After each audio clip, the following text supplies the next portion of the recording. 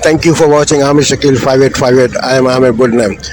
I am thankful to all news resources and my team. Following are the news which have been reported by American, European, Asian, Canadian, African, and Australian channel, and of course the news agencies AFP, AP, and Reuters. Now the headlines.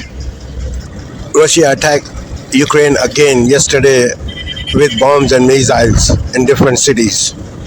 America IDF of Israel still want weapons, but US resist. Trump hush money case in New York is still going on. Sudan civil war taking its toll. A lot of people dead.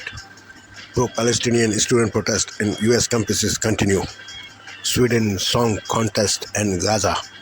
Israeli singer made to final. Pro-Palestinian protests continue in Europe.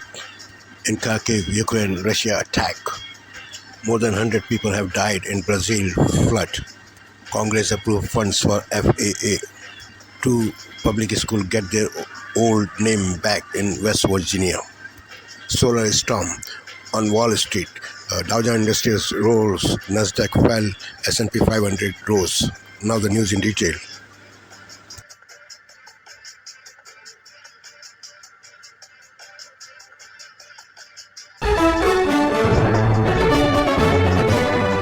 Good evening, I'm Nora O'Donnell, and thank you for being with us on this Friday night. We want to begin with a story we've led this broadcast with almost every night this week. Deadly and dangerous storms unleashing fury and dozens of tornadoes from Michigan to Florida. A line of severe thunderstorms, winds gusting above hurricane force, and tornadoes tore through the Florida panhandle, including the city of Tallahassee early this morning. This drone video shows the long trail of destruction to homes and businesses. Roofs you can see in some cases completely gone. Massive chunks of hail battered parts of central Texas, with some pieces bigger than a baseball. CBS's Christian Benavides will start us off tonight from Tallahassee, where he saw the destruction up close.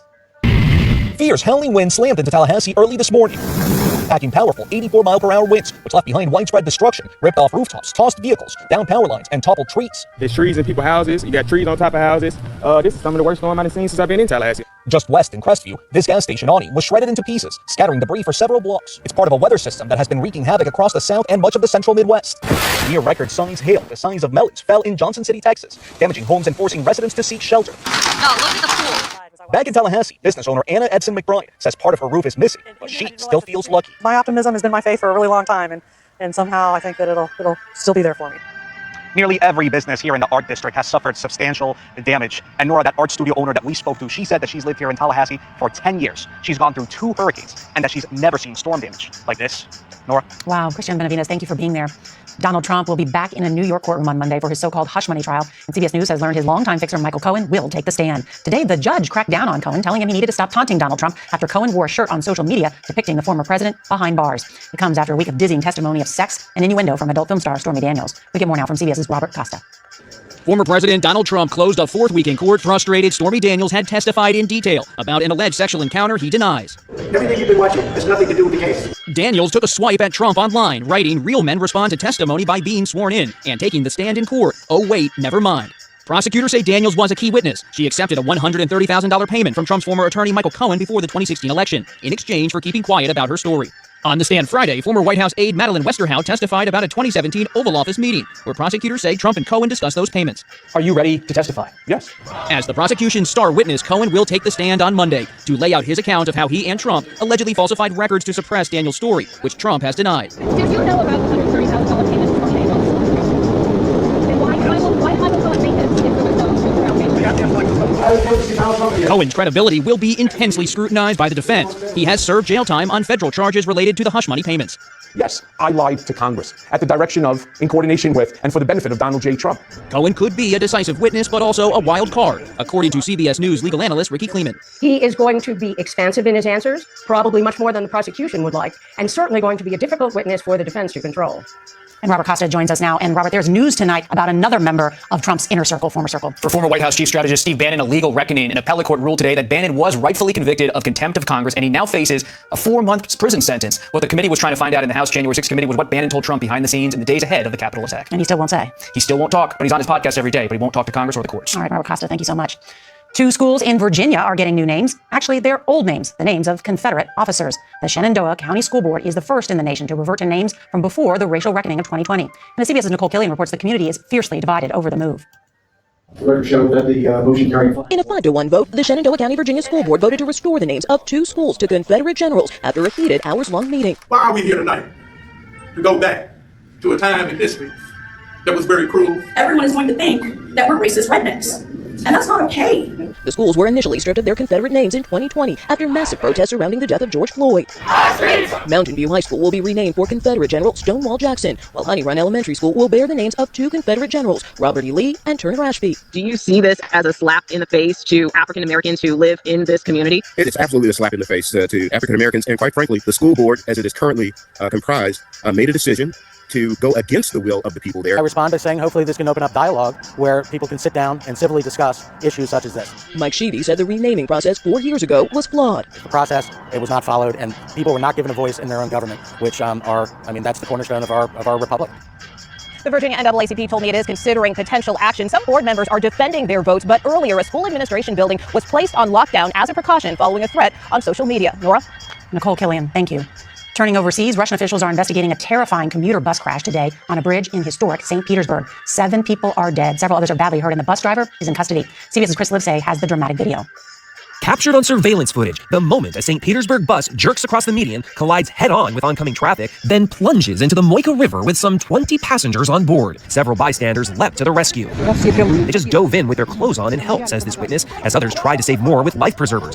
Russian authorities reportedly said the owner of the bus had been cited nearly 24 times previously. The driver has been detained. Either he was steering erratically or the brakes failed, recounts this witness. The bus driver's wife blamed exhaustion, telling Russian media he'd been forced to work a morning shift after driving for 20 hours the day before. Chris Livesay, CBS News.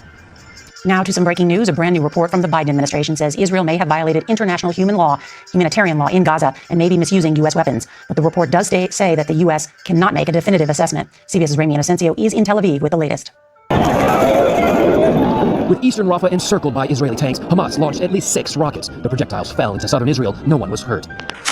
Israel attacked sites from central Gaza to the south as its war cabinet greenlit the military to deepen its operations in Rafah. Retired Army General Israel Ziv explains the tactics. Go through the main street with a combination both of tanks, infantry, and air support. Block by block? Block by block. We don't have any other choice. As Israel's military advances, more than 110,000 people have evacuated Rafah since last weekend, says the UN. Satellite images show white tent camps disappearing across 3 days. There's no choice, said this displaced man. We have to go to the coast, like everyone else. The UN in Gaza tells us the Strip only has 3 days' worth of food left. General Ziv says he believes Prime Minister Netanyahu is making a mistake with this operation. So the issue of Rafah is not actually Rafah. It's about the decision the day after Rafah. And I think that Netanyahu cannot avoid that decision anymore. And that day after decision is who will be in charge of Gaza if peace can be reached. Ziv said the corrupt Palestinian Authority is not the best choice, but it is the lesser of 2 evils compared to Hamas. Nora. Ramy Inocencio, thank you. Back here at home, that war is still stoking unrest on college campuses, especially with graduation season underway. Just today at MIT, police officers in helmets and riot gear cleared out a pro-Palestinian encampment. 10 protesters who refused to leave were arrested. There were similar scenes at UPenn, with police arresting 33 people and breaking down tents. And at the University of Arizona in Tucson, police in riot gear used tear gas against protesters.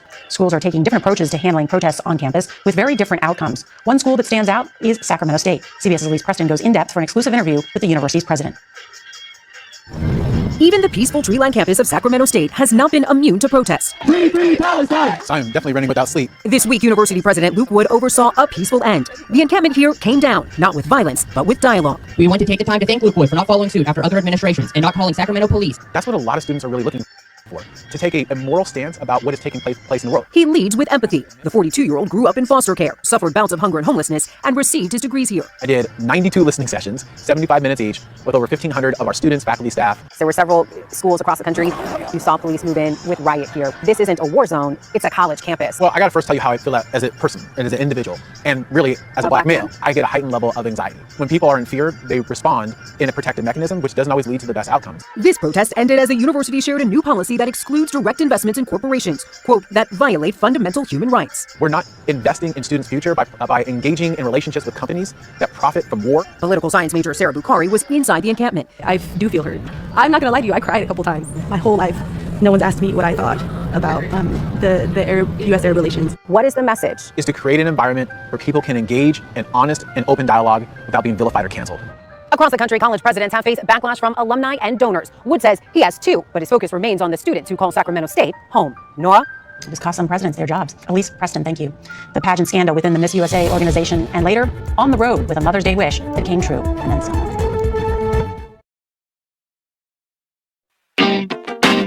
You've got the best deals on delicious food. Order now. New tonight, CBS News has obtained the resignation letter from Miss USA after both she and Miss Teen USA quit the organization within days of each other over allegations of a toxic workplace. She says she's been experiencing full body shakes, loss of sleep, loss of hair, and more. We get more now from CBS's Natalie Morales. Miss USA 2023 is just 8 months after she was crowned Miss USA. Utah! Noelia Voigt wrote that her relationship with the pageant was unendurable and said she'd been diagnosed with anxiety because of the mental and emotional toll it had taken. In a resignation letter provided to CBS News by a source, Voigt also said there is a toxic work environment within the Miss USA organization. Voigt also said she was made to feel unsafe at events, including an experience where she claimed she was sexually harassed at a Christmas parade. Voigt announced she was stepping down from her role Monday in an Instagram post. There's breaking news right now, and there's a secret code involved. Some social media users noticed the first letters of the sentences starting the post spelled "I am silenced." Miss USA contestants signed restrictive non-disclosure agreements that bar them from speaking about the pageant without the organization's approval. Juliana Morehouse is last year's Miss Maine. She said her experience with the pageant was positive, but she's calling for the organization to release Voigt from her NDA. We want Noelia to be able to speak on her experiences so that there can be some transparency. Natalie Morales, CBS News, New York. The Miss USA pageant said in a statement to CBS News, "We are committed to fostering a healthy, communicative, and supportive environment." The Northern Lights will put on a dazzling display in parts of the U.S. where you'll have a chance to see them. That's next.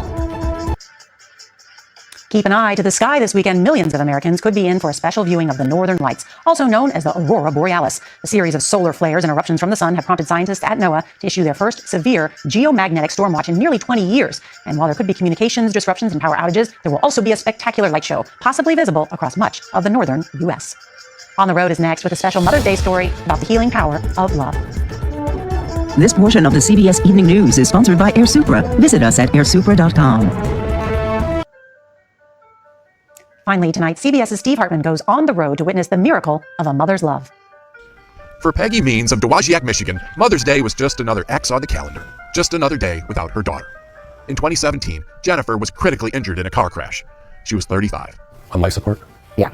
And did the doctor tell you she wasn't going to make it? He said that she's not going to wake up, and of course I collapsed, it was terrible. Her only daughter, in a coma, with virtually no chance of ever coming out of it. And yet, Peggy refused to let doctors pull the plug. Did you question your decision at any point? No. Not after year 1? No. Year 2, 3, 4, 5? Never. I just couldn't let her go. One by one, Jennifer's friends stopped visiting. Even her husband moved on with his life. And yet, almost every day, her mom was there to comfort and care, and always talking to her, as if Jennifer could actually understand, which of course, she couldn't. Until she could. It started with a laugh. Jennifer had been off life support, but still in a coma, when her mom said something funny. And that was it. Oh, Lord have mercy. A year later, Jennifer came home. Although she still can't walk and struggles to speak, her mind is sharp and her heart filled with joy. What's the best part about being back among us? Everything? Yeah. She especially loves visiting with her boys. And as for Peggy, the mom who made these moments possible, this Mother's Day may be her best one ever. Because even though she won't be getting flowers or candy, Jennifer can now muster those words that matter most and deliver them as sincerely as they've ever been spoken. You love your mom? Yeah. Steve Hartman, on the road in Dowagiac, Michigan. There can be nothing greater than a mother's love. Good night and happy Mother's Day to everybody.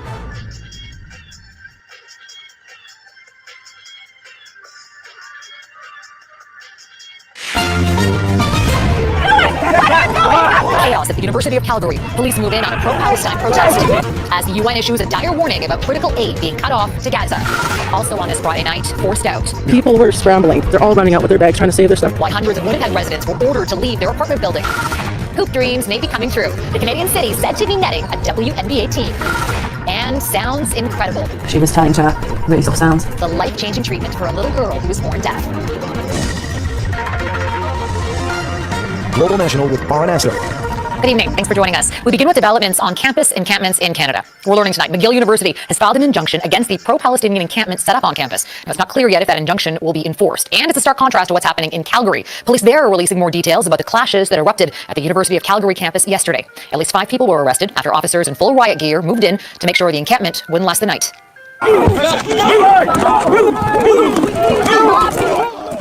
In scenes reminiscent of those playing out on U.S. campuses, police forcibly removed anti-war demonstrators with flashbangs and tear gas 16 hours after the encampment was first erected. Heather Yorks West is at the University of Calgary for us tonight. Heather, what's happening there now? Well, Farah, the tents and barriers are gone, but a few hundred protesters have returned to the U of C campus undeterred after a very tense and at times violent night with police. The encampment at the University of Calgary came weeks after other campus protests, but 24 hours after tents were erected here, everyone is gone. I'm glad that the University of Calgary made the decision that they did. Late Thursday, Calgary police moved in to remove the protesters by force. A global journalist on scene observed the use of a pepper spray type substance. A series of flashbangs were also deployed on the crowd. It's really dystopian, honestly. These are halls that I've walked for so many years of my life, and I would have never expected to be pushed out of them with rubber bullets and flares. The University of Calgary declined our request for an interview, instead posting a letter to the community online. In it, the president says the decision to enforce the university's trespass order was made by police, based on the risk to public safety as assessed by protester actions and social media monitoring. This isn't something we enjoy doing, but it is something that is very necessary when individuals refuse to comply with lawful direction. 5 individuals were arrested under the Trespass to Premises Act. 3 of them were issued violation tickets, and all were subsequently released. On campus at Edmonton's University of Alberta, a very different scene Friday, where a similar, though smaller, protest encampment entered its second day. We've actually expanded to a second portion of Quad, and we've been setting up our camp. And at schools in Montreal, Toronto, and Vancouver, protests have continued for more than a week. Generally, occupations, the administration will let them go for a day, a couple days, but in this case, the administration really clamped down quite quickly, and I was very surprised by that. We're asking you to move off the campus. The U of C encampment may have been shut down quickly, but protest organizers say they're far from done. And Farah, I'll tell you that police say that a protest like this, they're not going to interfere with this, but another encampment will not be allowed. Now, protesters are being pretty tight-lipped about their plans for tonight, although I will say there are no signs of any building materials for another encampment. They do tell me that they do plan to continue to gather in protest until there is a ceasefire. Farah? Heather York West in Calgary. Thanks, Heather. Another strong criticism of Israel from the U.S. tonight. The White House says it has reasonable evidence to conclude Israel's use of American-supplied weapons likely violated international humanitarian law. Now, it can't determine that for certain because of lack of evidence. This comes days after President Biden threatened to pull military aid to its ally. Still today in New York, the U.S. was one of very few countries that stood with Israel against a vote to determine Palestine's UN membership. In favor, 143. Against, 9. Abstentions, 25. Draft resolution is adopted. The United Nations General Assembly overwhelmingly backed a Palestinian bid that would enhance its rights within the organization, but despite the number of votes, it's largely seen as symbolic. The United States has made it clear it would block full Palestinian membership at the next step in the Security Council. Canada abstained from the vote. The Israeli government under Prime Minister Netanyahu has unacceptably closed the door on any path towards a two-state solution. So Canada has decided to change our position from no at the UN to abstaining. Hamas says ceasefire negotiations are back at square one after Israel effectively rejected a proposal by international mediators this week. And the IDF reiterated it has the munitions it needs to move forward with a full-scale Rafah offensive, even with the U.S. blocking some military aid. On the ground in Gaza, Israeli tanks are said to have captured the main road dividing Rafah, effectively encircling the eastern part of the city. The UN says more than 100,000 refugees have managed to make it out, but they're deeply concerned over the lack of humanitarian aid getting in amid a spreading famine.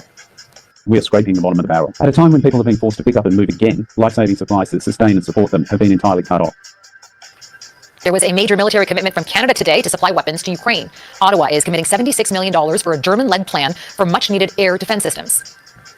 In recent weeks, Kyiv has been making increasingly urgent pleas for military support. In particular, it has asked for air defense systems, like the one you're looking at, to fend off Russian attacks. Today, Canada's Defense Minister Bill Blair said Canada is stepping up to help Ukraine defend itself. President Zelensky made it very clear that Ukraine is in desperate and urgent need. I'm very pleased that Canada was able to contribute $76 million, as we just announced, to that initiative. The plan is to provide the air and missile defense to Ukrainian battlefields over the next few weeks.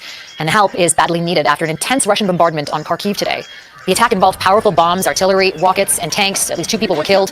Ukrainian President Volodymyr Zelensky says the military was prepared and sent in reinforcements to help hold off a Russian advance. Residents are still being told to gather their belongings and to leave. Immigration Minister Mark Miller met with his provincial and territorial counterparts today to discuss ways to tackle the country's ballooning immigration numbers. The federal government has already taken the step of slashing the number of temporary visas by 600,000 as it tries to figure out the country's housing shortage at the same time. Mackenzie Gray joins us from Ottawa with all the details. Mackenzie. Yeah, Farah, the Liberals are staking their electoral future on housing. They poured in billions to try and increase supply, but they're also more quietly working to slow down demand by admitting fewer temporary residents. In the budget, the Liberals promised to cut the share of temporary residents in Canada from the current level of 6.2% of the population to 5% within the next 3 years, reversing the trend of massive increases. In 2018, 337,000 temporary foreign workers were admitted. Fast forward to 2022, and that number's nearly doubled to over 600,000. These are volumes that, despite best efforts of federal and provincial governments, are not are not going to go down significantly in the near future, and we have to be prepared for the medium term and long term as a country. Immigration Minister Mark Miller meeting with provincial counterparts today, who routinely push the federal government to bring in more workers to deal with labor shortages in certain sectors, but often the newcomers don't have the skills to match where there are needs. Take construction. Despite a severe housing shortage, analysis from the Bank of Canada shows that of all the major sectors of the economy, construction has the lowest participation rate from immigrants and has barely grown since 2019, an issue Miller recognizes. The reality we've heard from anyone in the sector is that this is an aging workforce, and we need to make it younger pretty quickly, or else all the housing plans that we have, as ambitious as they are, won't be able to get done. These measures complement a reduction and cap on foreign student visas and proposals to make it easier to remove asylum seekers from Canada, all moves designed to try and alleviate pressure on housing and partially restructure the Canadian economy. It's having an impact on the wages workers receive. It's having an impact on the rents that people who rent their accommodations pay.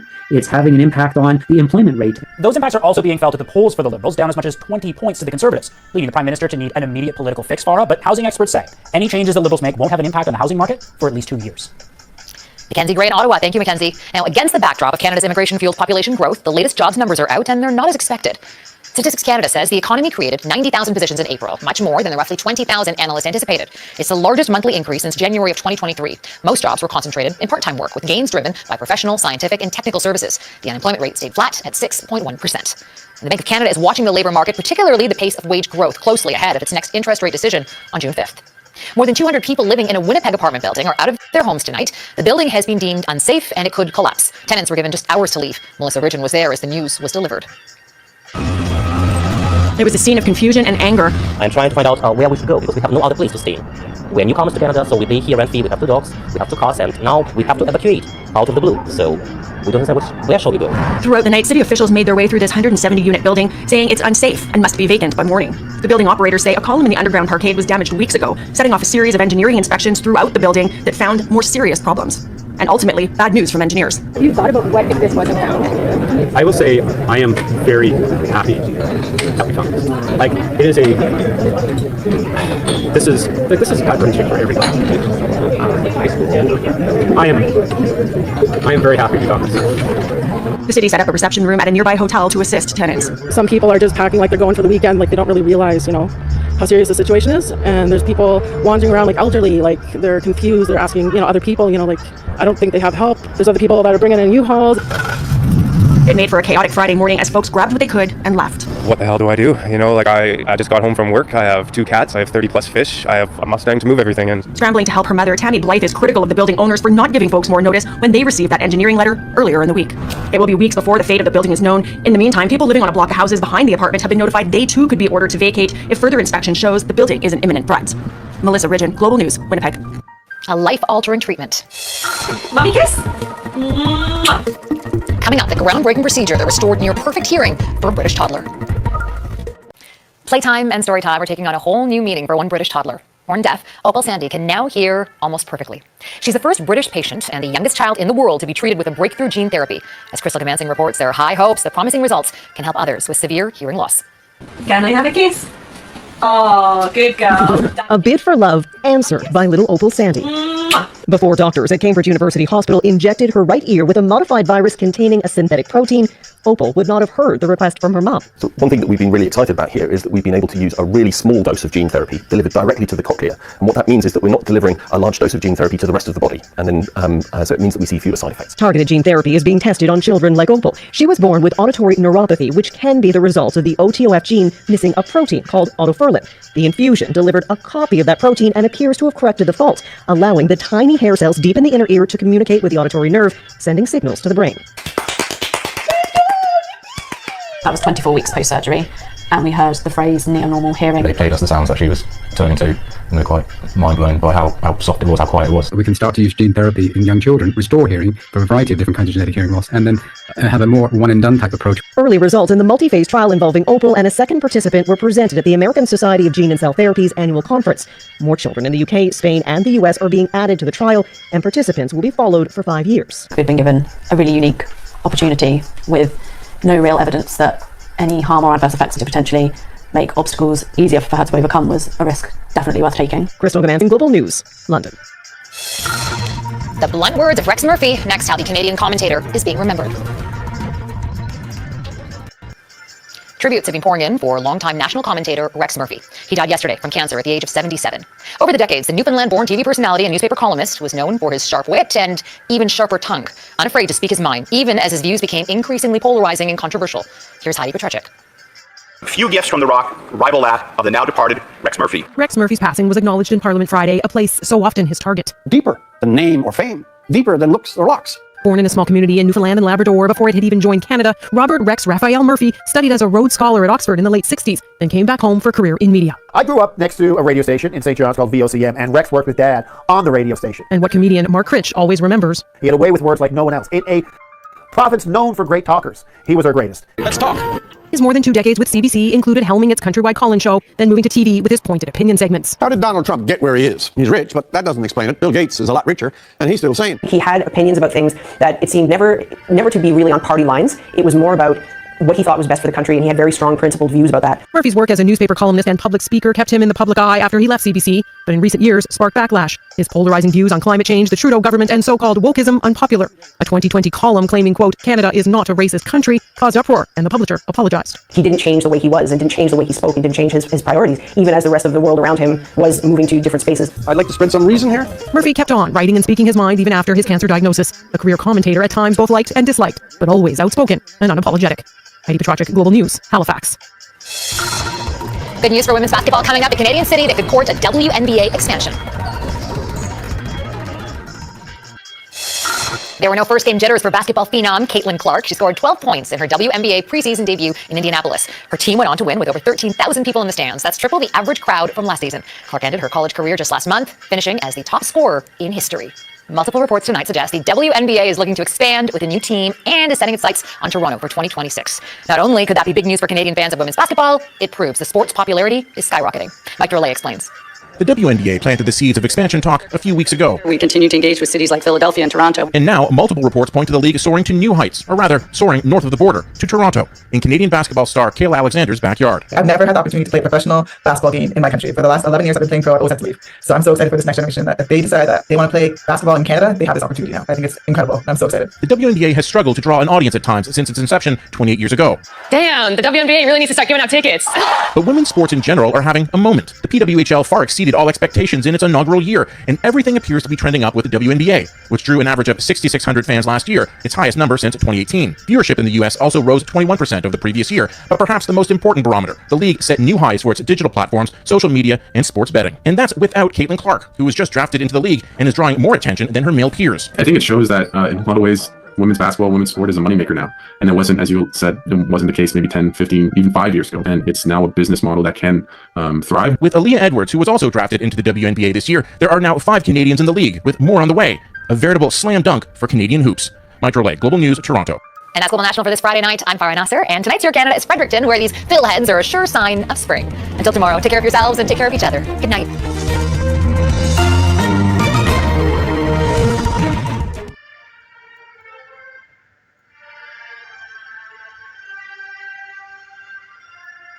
Tonight, who to blame for the massive hack on BC?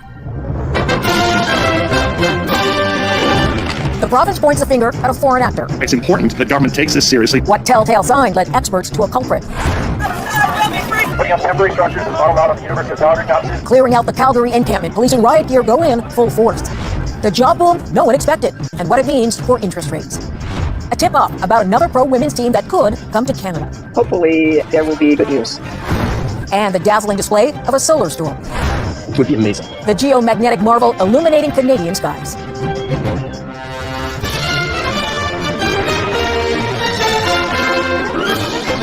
CTV National News with Heather Butts. Reporting tonight, Mirella Fernandez. Good evening. British Columbia confirms it was most likely hacked by a foreign government or someone acting for one. The province isn't naming the country or what they were after, and there was no ransom demand. But officials say the multi-pronged attack lasted for weeks, was sophisticated, and hackers covered their tracks. Here's CTV's Penny Daflos with what more we know. Only a handful of people behind these walls have known British Columbia's government systems have been under siege for the past month. We have reason to believe that the attack was a state or state-sponsored actor was involved in these cyber attacks. The first was April 10th, and the Premier was briefed a week later. 2 more attacks followed, and Cabinet was notified after the latest attack on Sunday. There has not been an interruption to government operations or services for British Columbians. As we've also said, there is no evidence at this time that sensitive information has been compromised. Many institutions get hit by them on a regular basis, but something on this scale, of this nature, with this level of sophistication, is deeply concerning. Microsoft is the province's service provider and has been involved with the response. The company has been in the spotlight in recent months for hacks exposing their own weaknesses that may have put U.S. government agencies at risk. A complex investigation is now underway into what happened here, including who got in and what they had access to. Once that's been done, there really is, I think, moral, if not legal pressure to inform affected parties as soon as possible. There's a lot of reasons to keep it secret, especially from a national security perspective, and I would not think that's unusual. But multiple experts are calling on government to provide more information as soon as they can, including whether our security measures are up to snuff. Is the province really doing enough to safeguard our information here? The province is doing a significant amount of work in this area. We have a staff within Citizen Services, 76, whose sole focus is on security of government information systems. Criminal has the advantage here in many ways, right? Because you've been caught off guard, and you're trying to figure out the extent of the damage. It could easily take months to figure that out as government and its data-rich networks remain prime targets. Penny Dufflaw, CTV News, Vancouver. The United Nations General Assembly overwhelmingly backed a Palestinian bid for full membership today. The resolution recognizes the Palestinians as qualified to join and extends rights and privileges. It was adopted with 143 votes in favor, 25 abstentions, including Canada, and 9 against, including the U.S. and Israel. And the Biden administration says it is, quote, reasonable to assess that U.S. weapons have been used by Israel in Gaza in ways that are inconsistent with international humanitarian law. The State Department report says definitive evidence is hard to find because of the conditions of the war. Still, it is a strong criticism from the White House, which has repeatedly raised concerns about the death toll in the territory. More than 34,000 people have been killed since October. That death toll triggered campus protests. Police in riot gear moved in on the one at the University of Calgary, arresting some demonstrators. In Montreal, McGill University now seeking a court injunction to dismantle the encampment on its property. CTV Jean-Pierre Beauchemin reports. Today, protesters say the University of Calgary poured fuel on a fire that had not even started. Last night, just hours after tents went up on campus, this was the scene.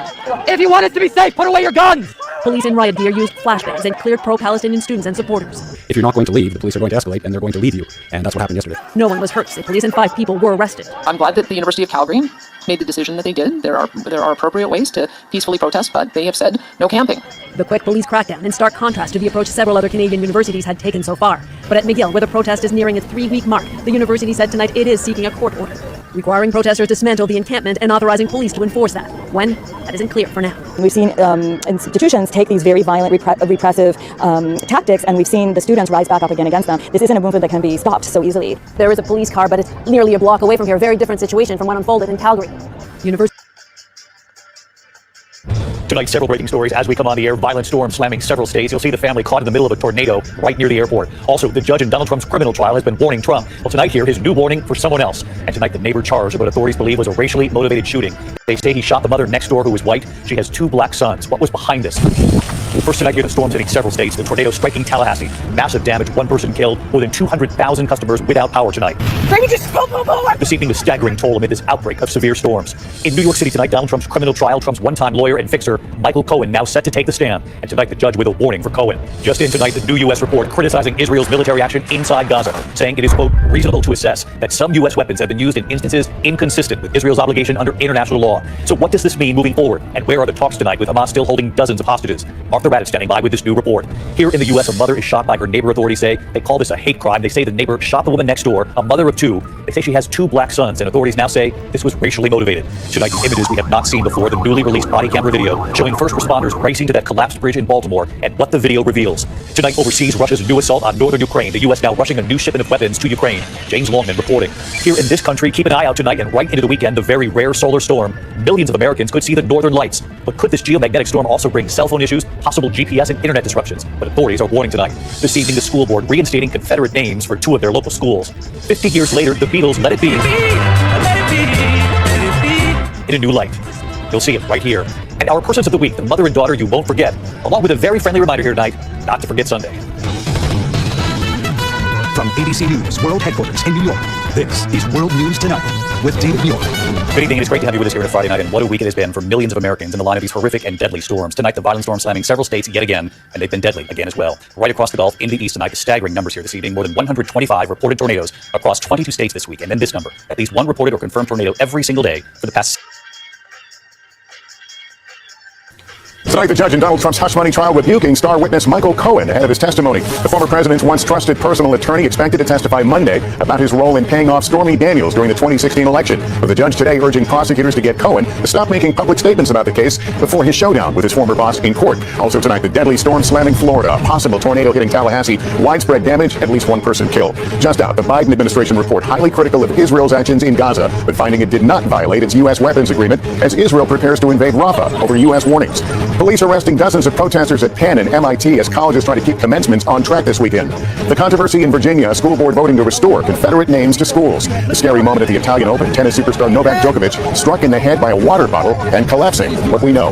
And the spectacular show tonight, why the northern lights may be visible as far as the deep south. This is NBC Nightly News with Lester Holt. Good evening and welcome, everyone. He is the biggest witness we haven't seen in Donald Trump's criminal trial, but that is expected to change Monday morning when multiple sources tell NBC News Donald Trump's former attorney Michael Cohen will come face-to-face with his ex-boss and testify for the prosecution in his falsified business records case. Cohen, who was once fiercely loyal to Mr. Trump and now a frequent and vocal critic, is expected to be questioned about a $130,000 hush money payout he says he made to buy the silence of adult actress Stormy Daniels at the behest of Mr. Trump, he says, all during the heat of the 2016 presidential race. Former President Trump has pleaded not guilty to charges he falsified business records to conceal the payments. Trump lawyers poised meantime for their chance to attack Cohen's credibility. And tonight, the judge in the case is asking that Cohen stop making public statements about Mr. Trump. Senior legal correspondent Laura Jarrett has the latest. Tonight, NBC News learning from multiple sources prosecutors will call their star witness Michael Cohen on Monday. He called himself Donald Trump's fixer, now a vocal Trump critic. Cohen unleashing on his old boss in his book and on social media, spotted online this week wearing a t-shirt depicting Mr. Trump behind bars. The judge today directing prosecutors to inform Cohen that the judge is asking him to refrain from making any statements about the case or Mr. Trump, but not placing a gag order on Cohen. Mr. Trump remains under one, barring him from attacking. Good evening, I'm Amna Navaz. Jeff Bennett is on assignment. On the NewsHour tonight, a highly anticipated report concludes the U.S. will continue sending weapons to Israel despite apparent violations of international humanitarian law. Witness testimonies resume in former President Trump's hush money trial as attorney Michael Cohen prepares to take the stand. And horrific new details from Sudan, where paramilitary forces have killed thousands in what human rights groups call ethnic cleansing.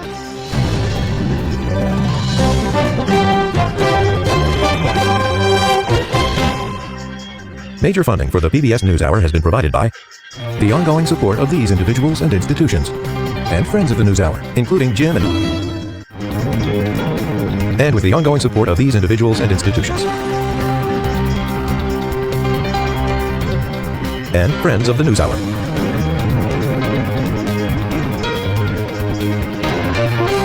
This program was made possible by the Corporation for Public Broadcasting and by contributions to your PBS station from viewers like you. Thank you. Welcome to the NewsHour. A highly anticipated report from the State Department concludes that the U.S. may continue to send weapons to Israel despite apparent Israeli violations of international humanitarian law. The findings come just 2 days after the president said he would suspend shipment of 3,500 bombs to Israel as it now surges forces around Rafah in southern Gaza. The administration has said it opposes a full-scale ground invasion of Rafah City, where more than 1 million Gazans are sheltering. Here to walk through the details of this report at the end of this eventful week is our Nick Schifrin. So Nick, tell us more about this report. What more did it say? The National Security Memorandum number 20 that this report is based on requires the Department of State to obtain, quote, credible and reliable written assurances that Israel, as well as half a dozen other countries that gets U.S. weapons, are using those weapons in accordance.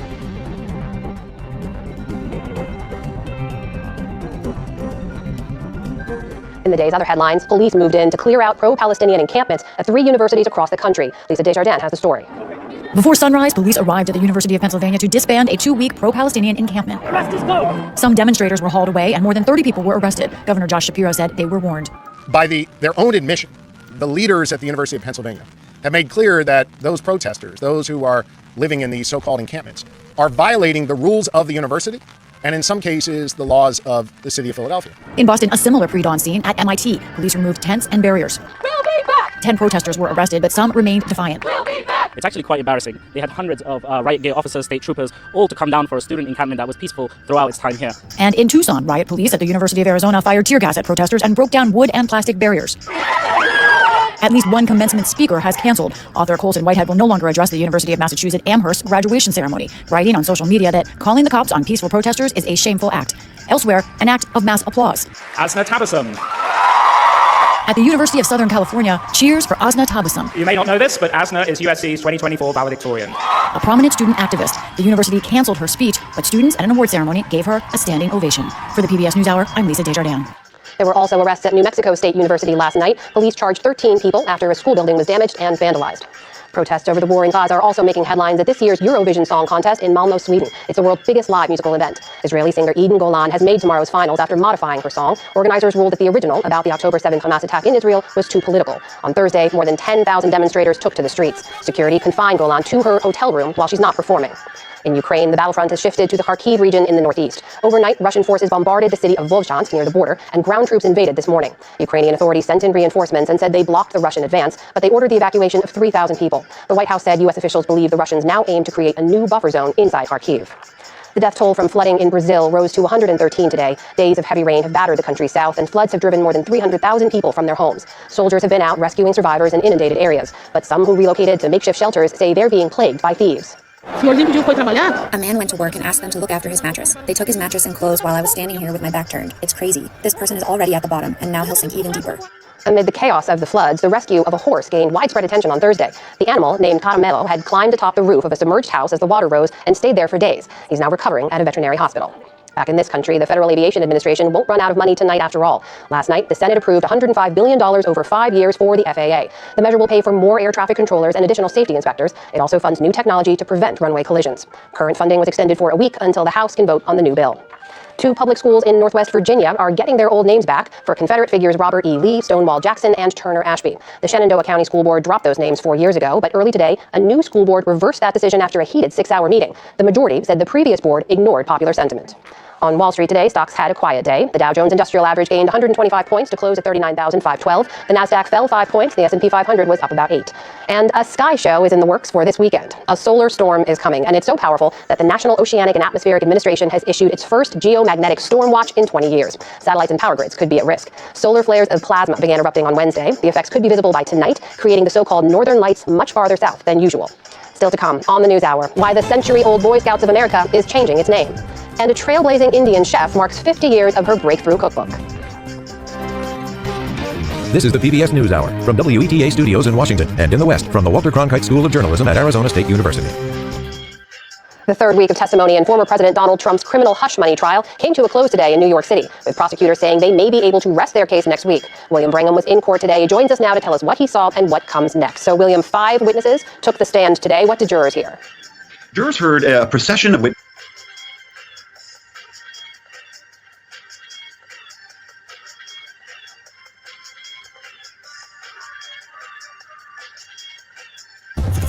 Do you recognize these email exchange? People have been recruited through coercion through money to provide information on their friends and family members. The spy exposing China's secret police. Why are you doing this interview? The public has the right to know. 4 columns on Monday, BBC and ABC Live. Making news, Australia supports a resolution to grant Palestinians more rights and privileges in the UN. The rejection of Hamas is amongst the reasons why Australia voted for this resolution. Early budget announcements, the government to cap international student visas and inject billions of dollars to address the housing crisis. My government has been very focused on housing supply because that is the key to dealing with housing issues in this country. And the Aurora Australis dazzles the night sky across Australia's southeast. Hello and welcome to ABC News. I'm Jessica Rendell.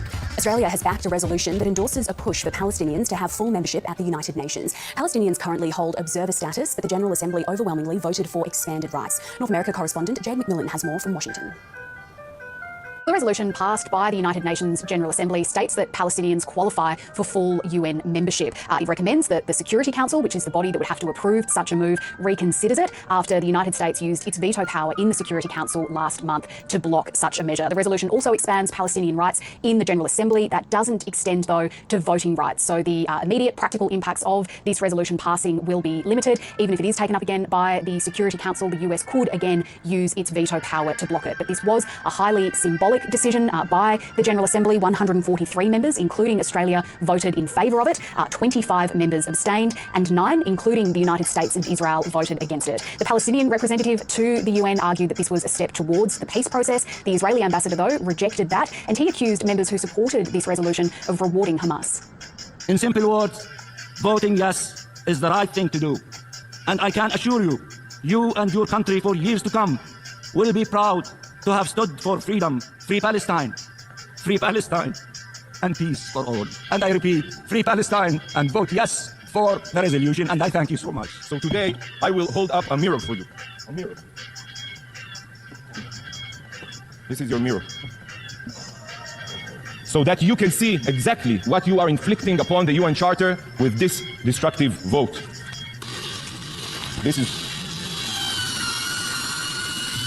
You are shredding the UN Charter with your own hands. Yes, that's what you're doing, shredding the UN Charter. And Jade, has the Australian government said anything about why it supported this move?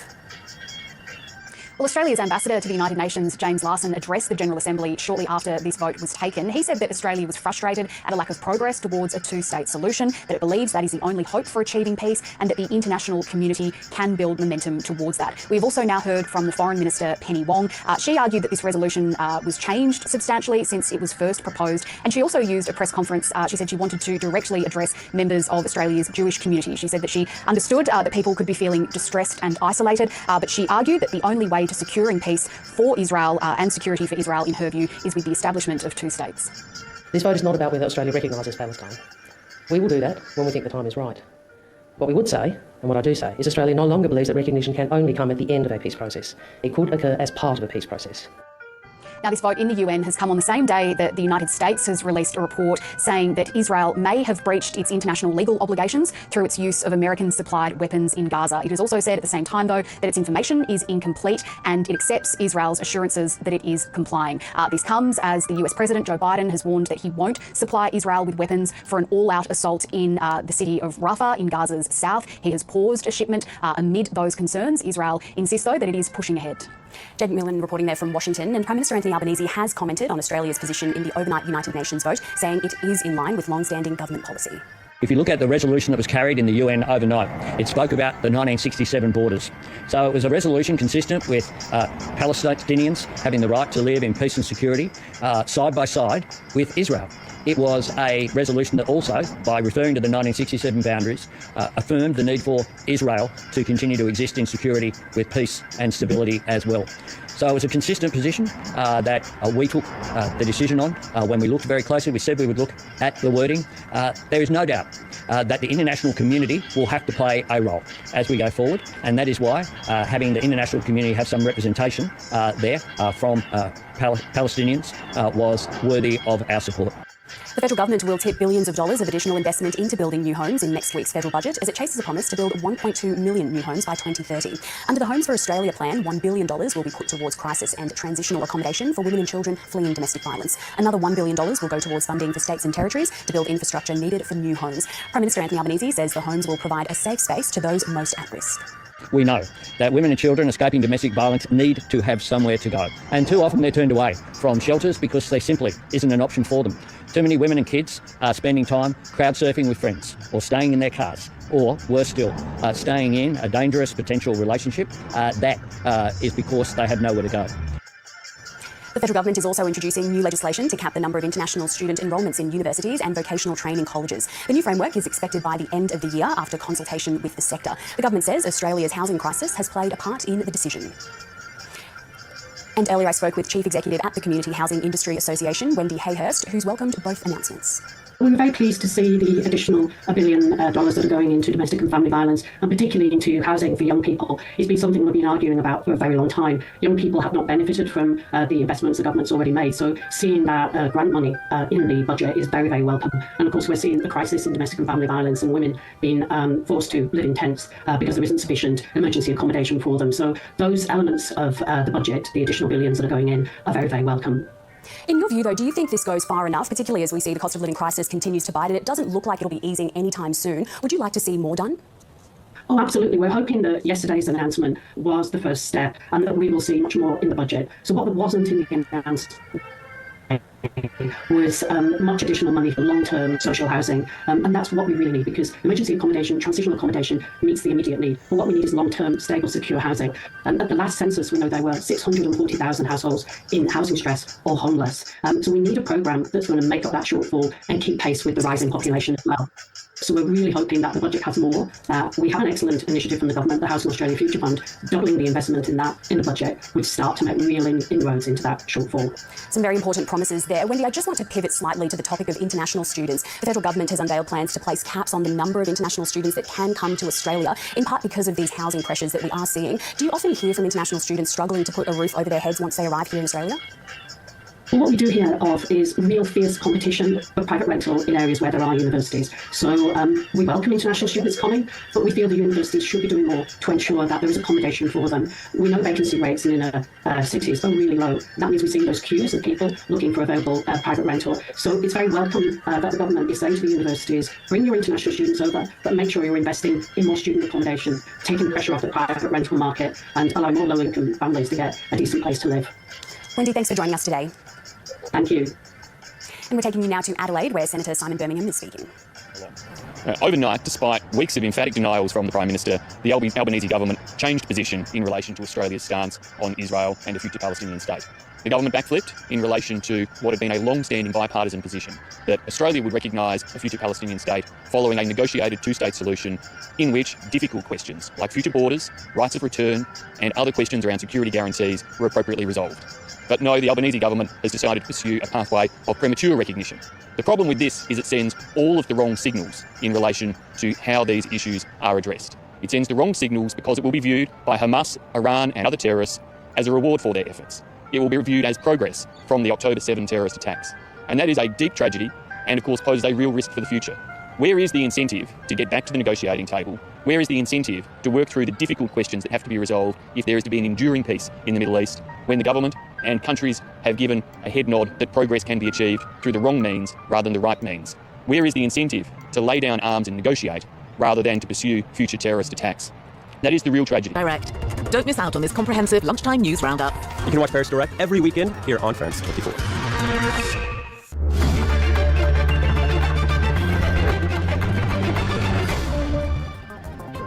Israel forges ahead with its ground offensive on Rafah, despite an international outcry. A report by the Biden administration finds that the use of US weaponry in the attack might have violated international humanitarian law. Tight security surrounds Israel's Eurovision Song Contest contestant Eden Golan. As she makes it through to the grand finale in Malmö, Sweden, the 20-year-old has become the focus of major pro-Palestinian protests.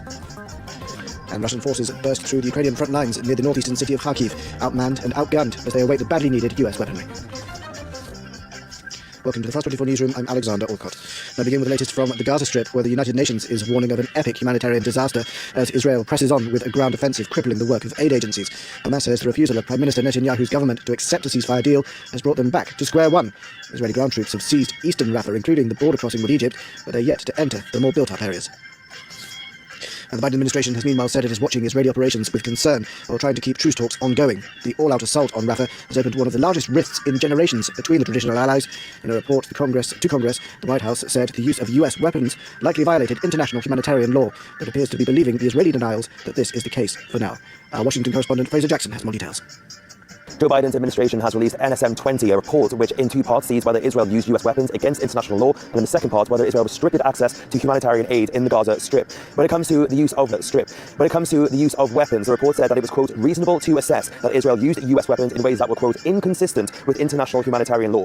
But it also still found credible and reliable assurances that Israel will use US weapons in accordance with the law, because Israel had not provided complete information to verify whether US defense articles covered by this report were specifically used in actions that have been alleged as violations of international humanitarian law. The report also then continued that Israeli defense forces have, quote, the knowledge, experience and tools to minimize harm. The results on the ground, including high levels of civilian casualties, raise substantial questions as to whether the IDF is using them effectively in all cases. So a bit of doubt there thrown by the US State Department. And then on the second question of AIDS, the State Department said in the period since October 7th, Israel did not fully cooperate with US-supported efforts to maximize humanitarian assistance and aid flow into Gaza. But it did say that that has gotten significantly better since the April phone call with Joe Biden, in which Joe Biden threatened to condition military aid to Israel if they didn't improve their act when it came to aid into Gaza. So ultimately then this report giving the Biden administration some leeway to continue its aid into Israel, its military assistance to Israel. Now they say that despite serious concerns, the US government has enough, quote, reliable and credible assurances were given to allow provision of defense articles to continue. This obviously in the wake of Joe Biden halting that one shipment of arms to Israel and then saying that he wouldn't be providing weapons if they were going to go into the southern town of Rafah. Now the Israelis, of course, have said that they will continue with that offensive in Rafah, so the US and Israel continuing a stalemate.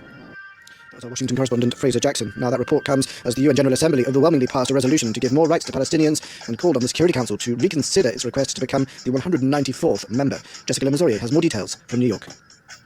This is certainly a boost for the Palestinians because it shows a flood of international support for them. The resolution essentially upgrades their rights here at the United Nations, but it doesn't give them full UN membership. The US vetoed that initiative last month in the UN Security Council. So this General Assembly resolution determines that a state of Palestine is qualified for membership. And it gives the Palestinians the right to propose agenda items, to speak in debates, and to speak on all issues, not just those related to the Palestinians. And also, it gives them the right to be elected as officers in the Assembly's main committees. It does not, however, give them the right to vote here at the UN. So essentially, it's symbolic. Well, Palestinian Ambassador Riyad Mansour was almost moved to tears as he spoke on the podium in the General Assembly hall on Friday. He said that there had never been a more significant vote. The United States, Israel's ally here at the UN, was one of the 9 countries that voted against this resolution. The US argues that pushing for Palestinian membership here at the United Nations is not helpful because a two-state solution should be brokered through negotiations, direct negotiations between the Israelis and the Palestinians. Now, Israel's ambassador was furious about this vote. He accused the UN of inviting modern-day Nazis into its fold and said that Churchill would be turning in his grave. The Israelis are well known for using props here at the UN when they speak, and Gilad Erdan brought along a mini wireless shredder to shred the UN Charter to show his opposition. Now, one question that remains is how this vote's going to impact US funding to the UN. Washington can't actually fund any UN organisation that grants full membership to the Palestinians. The US cut funding to UNESCO back in 2011 after the Palestinians joined as a full member. Yet this GA resolution doesn't actually give full membership to the Palestinians. However, a group of Republican senators has now introduced this bill to tighten those restrictions and to cut off funding to any entity giving rights and privileges to the Palestinians by the Democrats. Next to East Jerusalem, where the main UN aid agency for Palestinians has closed its headquarters after local Israeli residents set fire to the compound. The head of UNRWA said the incident was the second in under a week. Israeli police have opened an investigation. Now, the annual Eurovision Song Contest may pitch itself as strictly apolitical to celebrate music and bring nations together, but in recent times, with the war in Ukraine, it has become impossible to remain totally neutral, and this year protests are focused on the Gaza war. Security is high, as Israel's Eden Golan made it through as one of the 26 finalists performing this Saturday. It's the largest live music event in the world, and one that prides itself on bringing countries together through music. But this year's Eurovision contest, held in the Swedish city of Malmö, is more divided than ever over its inclusion of Israel. I would like it to be so that the music will unite people, and we all love music, but this year music is dividing people, and I don't like that. Putting on a show like Eurovision is just feels wrong when these things are happening. So I'm showing my support for Palestine, and I hope that the countries and the leading people of the countries will react in some way. Crowds of over 10,000 people took to the city's streets chanting Free Palestine, calling for boycotts and divestment from Israel. The focus of the protests, Israeli contestant Eden Golan, one of the 10 acts who made it through Thursday's semi-final. Despite being booed on stage, the 20-year-old says she will not be discouraged. I have the best security team to take care of me and the entire delegation, and it's up to the people what to do. They have the right to speak their voice, but I'm focusing on my part, which is giving the best performance and on the good vibes, the good people. Eurovision's broadcaster EBU has rejected demands of Israel's disqualification, saying the event should remain apolitical on stage. But despite its comment, politics seeping into the contest isn't new. In 2022, Eurovision disqualified Russia over its invasion of Ukraine. Now, the Ukrainian President Volodymyr Zelensky says a fierce battle is underway after Russian forces launched a ground operation into the northeastern Kharkiv region. Kharkiv has been regularly hit by Russian airstrikes, but this latest ground invasion potentially opens up a new front in the war at a time when Ukrainian forces are depleted and awaiting a resupply from the United States. Siobhan Silk has the story. While emergency services responded to the latest major Russian strikes on Kharkiv, civilians also began scrambling as an evacuation from the region got underway. It's as Russian forces seemingly seek to open a new front in the war. In recent months, the Kremlin has been concentrating its offensive on the eastern Donetsk region, but now it's launched a cross-border ground operation in Kharkiv in the northeast. Ukraine met them with our troops, brigades and artillery. It is important to understand that they can bring more forces in this direction. That's a fact. But our military and military commanders were aware of it and organised our forces in order to meet the enemy with artillery fire. Ukraine reports that Russian troops have advanced by a kilometre close to the town of Vovchansk. According to Ukrainian military sources, Russia is attempting to create a buffer zone to prevent attacks inside its borders in the Belgorod region. Russia has been here before. In late 2022, Ukraine successfully pushed invading troops back from most of Kharkiv. Ukraine's defense ministry says it's sending reinforcements to the area, but more than 2 years into the war, Kyiv is struggling with a shortage of ammunition. It's been warning for some time that Russia has been taking advantage of its dwindling supplies and its troop shortfall, and has been pleading with allies for more military assistance. Some relief is on the way. A high-ranking military source says the Ukrainian army is expecting its first delivery of F-16 fighter jets in June and July to help it counter Russia's superior air capability. Next, TikTok, the widely popular social media app owned by Chinese parent company ByteDance, is fighting for its very survival as it's on the brink of being banned both in the United States as well as here in Europe. The European Commission has already banned its staff from downloading TikTok, as doing so allows the app to hoover up vast amounts of sensitive data from our phones. Explain to me what you mean. Billions of videos watched by more than 8 billion users. TikTok is arguably the hottest social network with its many young and loyal users. 3 heures par jour, ouais. 2 heures, ouais, 2-3 heures journée. Ouais, ça va vite. Et c'est un peu addictif. For every user, as much personal data is collected. It's stocked by TikTok, which is owned by ByteDance, a company in China, a country where the Communist Party controls the economy. So is there reason to worry? J'y pense pas forcément. Je pense qu'il est stock simplement, mais qu'il ne regarde pas. But should TikTok be banned? We asked this hacker to observe how the app collects users' data. To enjoy the platform, the app requires access to contacts, photos, and messages. Nothing, he says, is out of the ordinary. Like Facebook and Instagram, TikTok requires pretty much the same information. The only thing that sets TikTok apart is that it's a Chinese company and we're more wary of China at the moment. So by installing the app, we're granting full access of our most sensitive data to TikTok, the reason why the EU Commission has forbidden their employees from installing the app on their smartphones. The EU Commission concluded the app is considered worrying, hence the decision. Brussels has little trust in TikTok because it suspects the company of working directly for the Communist Party. The US plans to ban the app, saying it threatens security on American soil. It's an ongoing debate in Europe as well, with many doubting the necessity of a ban. This French TikToker boasts 1.2 million subscribers, earning around €6,000 per month on average through brand partnerships, a comfortable revenue he could lose if the app is banned. Losing half of my subscribers across all social networks meant attracting less people and unable to have the same rates with brands. 15 days ago, TikTok's new rewards app was forced to withdraw from the European market, accused of being toxic and risking damage to mental health. And on some football news, and Paris Saint-Germain's Kylian Mbappe has confirmed his departure after 7 seasons with the top French club. During that time, he has become PSG's record goal scorer, helping them to 6 titles in the French top division, the Ligue 1. But Champions League glory has always eluded the 2018 World Cup winner. Mbappe has 2 last games with the club, ending with the French Cup final against Lyon on Wednesday. It's widely rumoured that his next kit will be that of Spanish giants Real Madrid. Let's take a listen to him. Voilà, c'est ma dernière année au Paris Saint-Germain. Je ne vais pas prolonger et je vais terminer mon aventure dans quelques semaines. Je vais jouer mon dernier match au Parc des Princes dimanche. C'est beaucoup d'émotions, beaucoup d'années où j'ai eu la chance et l'immense honneur de faire partie du plus grand club de France, l'un des meilleurs du monde, qui m'a permis d'arriver ici, de connaître ma première expérience dans un club avec beaucoup de pression, de grandir comme joueur, bien sûr, en côtoyant certains qui étaient les meilleurs de l'histoire, certains des grands champions, de côtoyer pas mal de gens, de grandir en tant qu'homme aussi, avec toute la gloire et les erreurs que j'ai pu faire. That's where we end this edition. Stay tuned for more world news on France 24.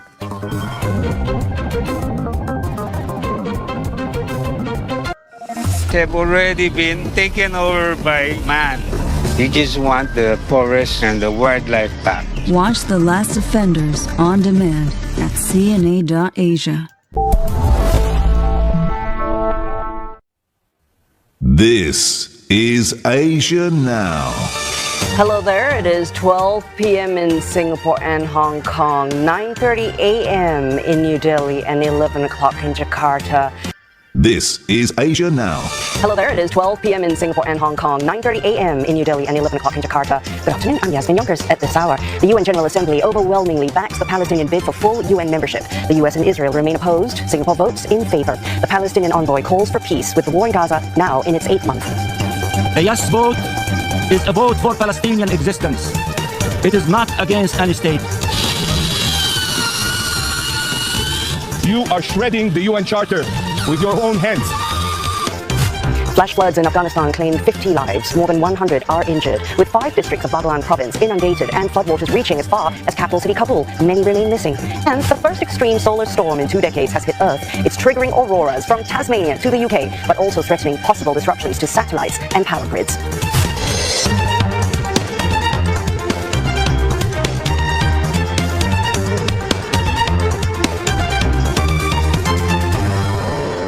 A vote in push for full UN membership. The UN General Assembly has overwhelmingly passed a resolution to back this bid, recommending the Security Council to reconsider the matter favorably. Draft Resolution A/ES10/L30/Rev1 is adopted. And the Assembly voted 103-9 with the US and Israel against the measure. 25 nations abstained. While it's a survey of global support, the resolution is largely symbolic as it doesn't grant membership to Palestinians. It simply recognizes that they're qualified to join. The move was met with a dramatic gesture of protest by the Israeli ambassador to the UN, who said that the resolution made him sick. So today, I will hold up a mirror for you. A mirror. So that you can see exactly what you are inflicting upon the UN Charter with this destructive vote. This is... You are shredding the UN Charter with your own hands. Yes, that's what you're doing. Shredding the UN Charter. Shame on you. A yes vote is a vote for Palestinian existence. It is not against any state, but it is against the attempts to deprive us of our state. The resolution gives additional rights to Palestinians at the world body, but they would still not be able to cast a vote. Granting of that power needs to be backed by the Security Council. Last month, the US vetoed a Security Council resolution seeking Palestinian admittance into the UN. And Singapore has voted in favour of admitting Palestine as a full UN member. Foreign Affairs Minister Vivian Balakrishnan says that the vote came after careful considerations. He says it's also consistent with Singapore's support for a negotiated two-state solution on the Israel-Palestine conflict and all relevant UN resolutions. Dr. Balakrishnan says that Singapore's vote represents the country's desire to see both parties resume direct, face-to-face negotiations in good faith. As a friend of both Israel and Palestine, we in Singapore are deeply grieved by this state of affairs. Singapore's vote reflected our heartfelt desire to see both parties resume direct face-to-face negotiations in good faith. At this time of darkness,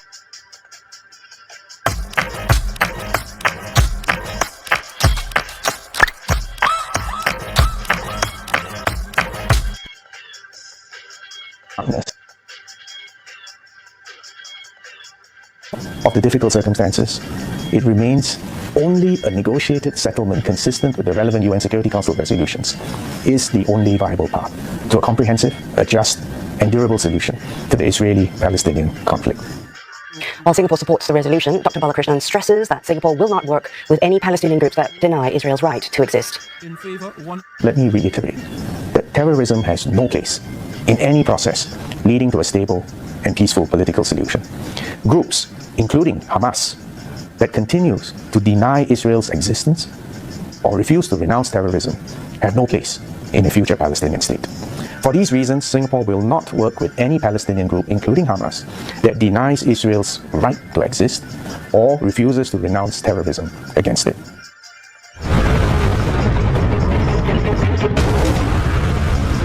At least 50 people, mostly women and children, have been killed in flash floods triggered by heavy rains in northern Afghanistan, and about 100 others are said to be injured. Floodwaters swept through the province of Baghlan, flowing as far as the capital city Kabul. Authorities are scrambling to rescue the dozens stranded in the affected areas.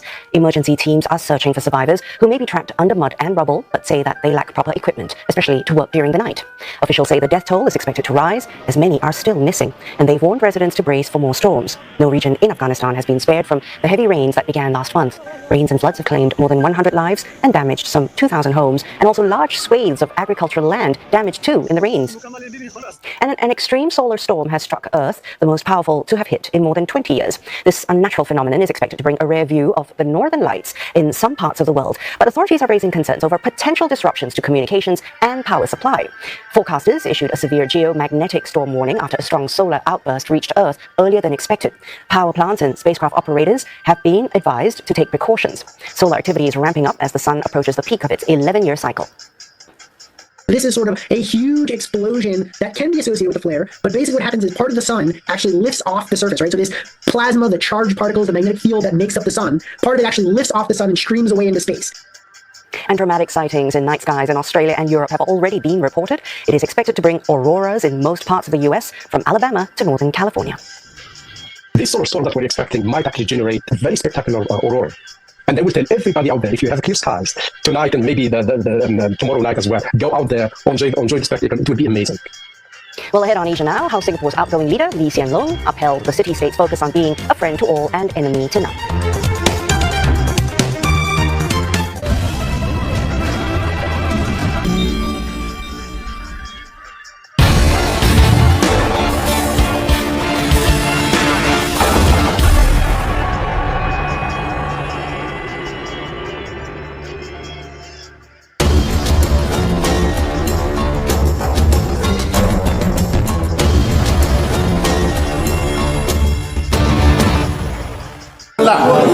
Niger State Court has postponed till June 7 the decision on lifting of the immunity of Mohammed Bazoum, who was overthrown by the military in July 2023. The court was due to hand down the decision on Friday. Bazoum's lawyers had requested a postponement, arguing that the former leader was not properly notified of the ongoing proceedings and that he was unable to communicate freely with his legal team. According to Niger's Bar Association, the postponement of the case till June 7 will allow a debate at the trial so that the right to defense can be fully ensured. Niger's former president, Mohamed Bazoum, is accused by the ruling military authorities of high treason and undermining the security of the West African nation. Since the military coup, Bazoum has remained staying at the presidential residence in Niamey with his wife. As expected, Chad's National Election Authority has just declared Mohamed Idriss Déby Itno the clear winner of the recent May 6th election, securing an overwhelming victory with over 3 million votes, equivalent to 61% of the total, while his competitor Success Mastra trailed with just under 1 million votes, securing an 18% share. The sequence of events unfolded swiftly. Originally slated for announcement on May 21st, the release of the provisional result was expected following the opposition plans to disclose their own compiled figures this evening. Consequently, the election authorities swiftly reversed course, commencing the provisional result declaration around 8 p.m. In a live Facebook address, Success Mastra expressed confidence in his victory, citing an impressive tally of over 90% of the collected and compiled data, heralding it as a triumphant victory. We have won as a people thanks to you. The people who placed us in the lead from the first round based on the truth of the centralized ballot boxes compiled at more than 90%, which confirmed the victory in the first round, the victory of change over the status quo, the victory of hope over the past. However, candidate Success Mastra denounced what he considers the theft of the Chadian people's victory. He called on Chadian people to stand up, not to allow themselves to be taken advantage of, and urged the military and police not to obey unjust orders. At the moment, supporters of the ruling party and candidate Idriss Déby Itno are gathered at strategic roundabouts in the capital in N'Djamena to celebrate their champion's victory. These were the scenes in Dublin recently as government agencies moved in to remove tents occupied by asylum seekers. After many weeks of evolving unhygienic conditions, the area around the International Protection Office was cleared, much to the delight of local residents. The action by agencies of the Irish state, however, simply saw asylum seekers move 200 metres down the road to the nearby Grand Canal due to a scarcity of accommodation. The influx of people seeking refuge in the Republic of Ireland from the UK has been exacerbated by the fact that Ireland has an open border with Northern Ireland, which is in the UK. Khyber from Afghanistan says he is in Dublin because of his fear that if he resides in the UK, he will be deported to Rwanda. I was supposed to stay in UK, but there was a Rwanda plan problem, which is very difficult for migrants to accept that, and which is very fearful for every asylum. So I just came to Ireland. According to Khyber, the Irish authorities have told him there is no accommodation in Dublin at present, meaning he and others will have to continue to live in tents without proper food and sanitary provisions. They tell us we don't have any accommodation for the moment, so we will just wait that. So they don't know when they will provide us accommodation, so at the moment we just stay in the tents. The Irish government is to change legislation in the coming weeks, giving it the legal authority to return illegal immigrants to the UK. Prince Harry and his wife Meghan arrived in Nigeria on Friday to promote the Invictus Games, which the prince founded to aid the rehabilitation of wounded and sick soldiers and veterans. The couple in the West African nation for the first time visited the Lightway Academy College, which receives support from the Archwell Foundation to educate and train young girls affected by conflict. Meeting the Duke and the Duchess today made me feel like I could do anything, and that's what I'm hoping to continue doing, like always continuing with the mindset that I can do anything as long as I set my mind to it. The couple will also take part in activities to promote mental health. The news of Meghan's visit excited many in Nigeria, where her life is closely followed. The visit of the Duke and Duchess of Sussex means a lot to us in this school because it highlights first of all, their partnership with our partners, Genco. It highlights the fact that they think mental health is very important, and that's a message that we all wish we could pass along to our young ones. So as a school, definitely, it has opened the door for us to be able to have a very healthy conversation on the issue of mental health. Founded by Prince Harry in 2014, the Invictus Games are Paralympic-like sports for wounded veterans and service members.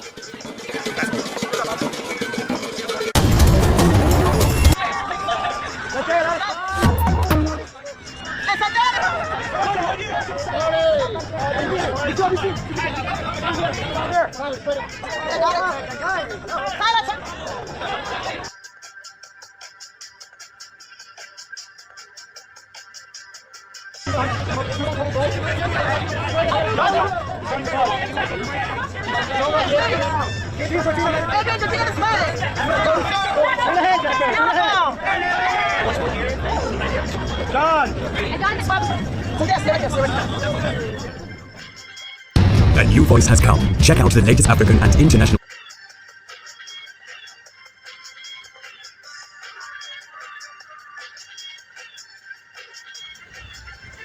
Thank you for watching and privilege of your time. This is Amir Shakil 5858. I am Amir Woodman. Have a good life.